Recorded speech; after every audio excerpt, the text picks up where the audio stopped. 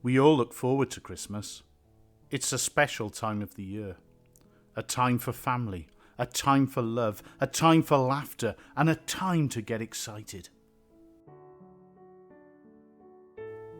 We all love the tradition of Christmas presents, but it's good to remember that we're more blessed giving the gifts than we are receiving them.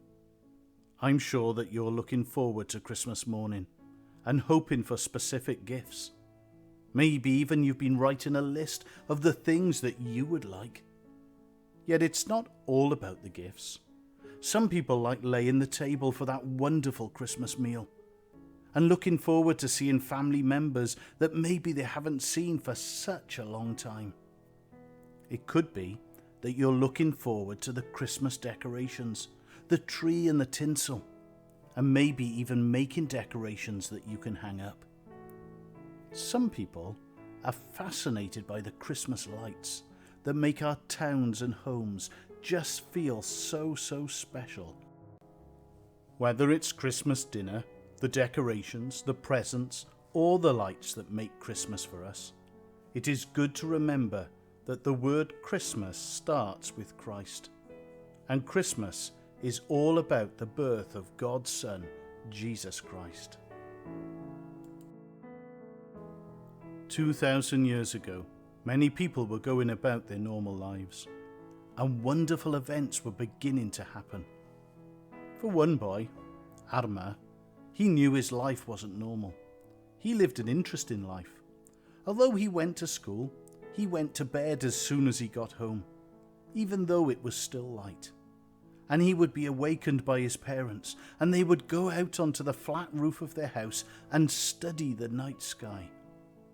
Adama means moon, and from an early age Adama loved it that he was named after the moon. He loved looking at it, and he longed to be able to see it close up, and dreamed even about going there. His parents studied the starry sky, and he was just as fascinated as they were. He loved looking up at the stars, and the more he saw, the more he stared, and the more he stared, the more stars he thought he could see faintly.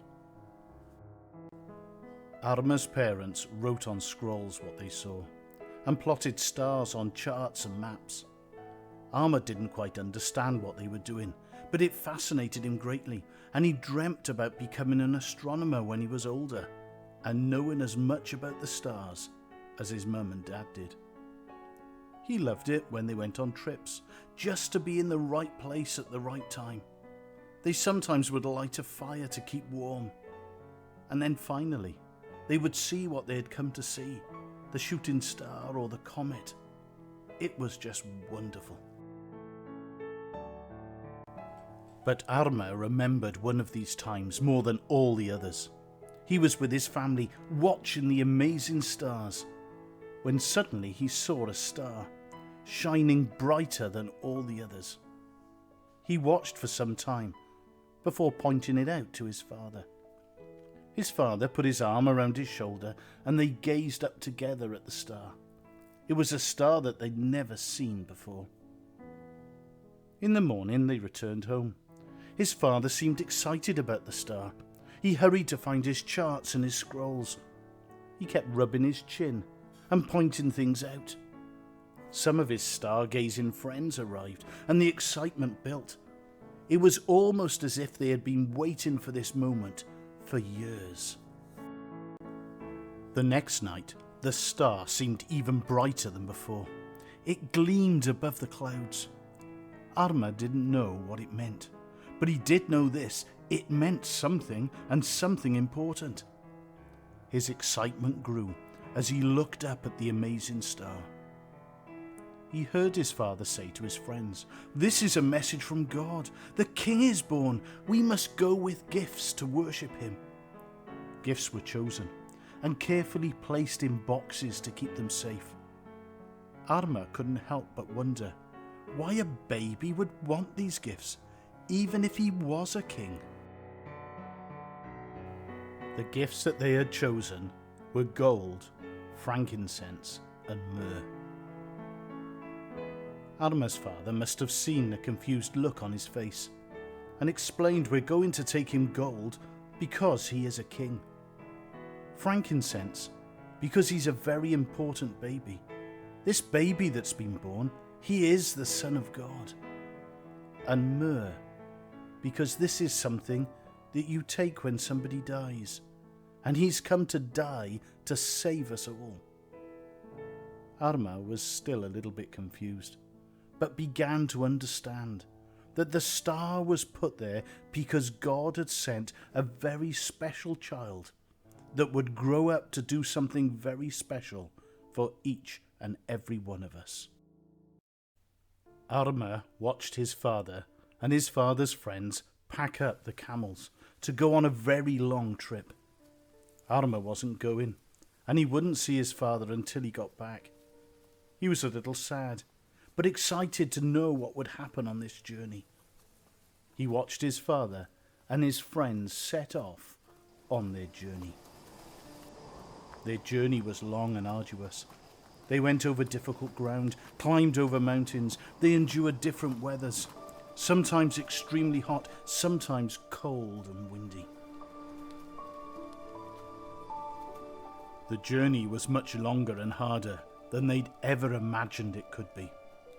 Yet they were convinced that this is what they must do. They battled on day by day until they got to the destination. The star had shown them where they should go. But as they got to the land of Israel, they made a huge mistake. They stopped following the star and went to the capital city, Jerusalem, to King Herod's palace. This was a mistake and caused trouble and a delay. Herod was displeased to hear that another king had been born. He called for his experts, the priests and the scribes.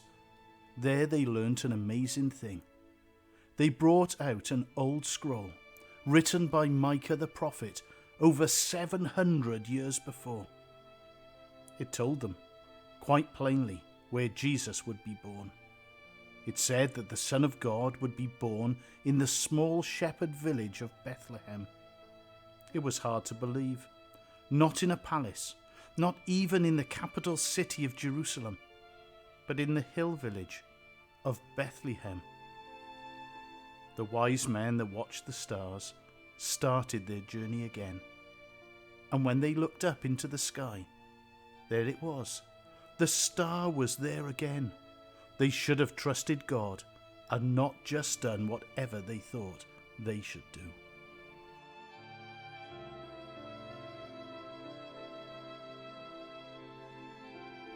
After travelling for a while, they arrived at Bethlehem. They caused quite a stir. Eastern men on camels weren't seen there every day.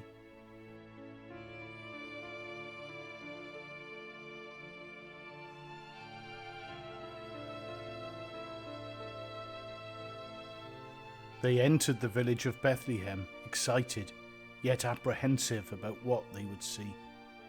A small crowd followed them to the house where Jesus was, with Mary his mother and Joseph. There they saw Jesus, who by now was a young boy.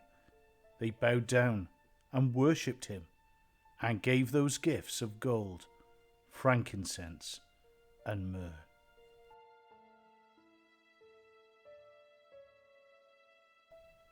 After being there for a short while, they were warned in a dream to go home another way to avoid Herod, because he meant harm to the Lord Jesus. Adama looked out day after day, watching the horizon for his father to return. Imagine his excitement when, after waiting for so long, he saw the camels carrying his father come into view. He couldn't wait to speak to his father. I'm sure that his father brought Adama a gift from his travels, but more importantly, I'm sure he couldn't wait to tell him about what he'd heard from Mary and Joseph. From them he learnt that not only did the old prophets say that God's Son, a Saviour, would be born, and he did that hundreds of years ago, but also an angel came and told Mary of this birth, and that she was to give birth to the Son of God. Joseph had also told them that a decree was announced, and everyone had to go back to their hometown.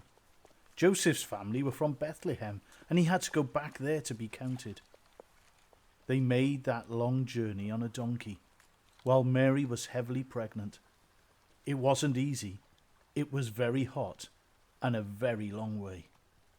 They had to stop repeatedly because Mary was so tired, and they were looking forward to getting there and being able to rest at an inn. When they got to Bethlehem, it was so crowded, far busier than anyone had thought. Adama was fascinated. He just wanted to hear more and more of what his father had to say. Joseph had told his father how that he had to knock door after door just to find that there was no room. Poor Mary, she was about to give birth, and there was nowhere to stay. Innkeeper after innkeeper just shook their heads. Nowhere had any room at all. But they did find somewhere. Maybe somebody felt sorry for them, or maybe they just had to go and find it for themselves. But there, that night, a baby was born. It was the Saviour, the Lord Jesus, the Son of God. Where did they put him? Well, just in a cattle trough, a manger, with some straw. That's all this world had for the Saviour of the world.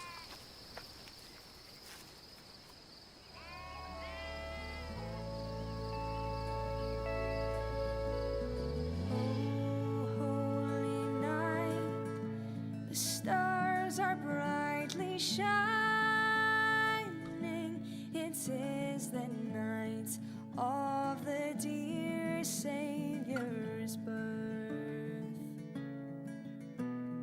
Long lay the world in sin and error pining,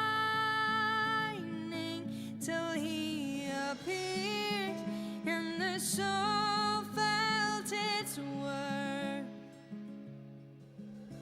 A thrill of hope, the weary world rejoices, for yonder breaks a new and glorious morn. Fall on your knees, oh, hear the angel voices, all night divine, all night when Christ was born, all night, oh holy night, all night divine.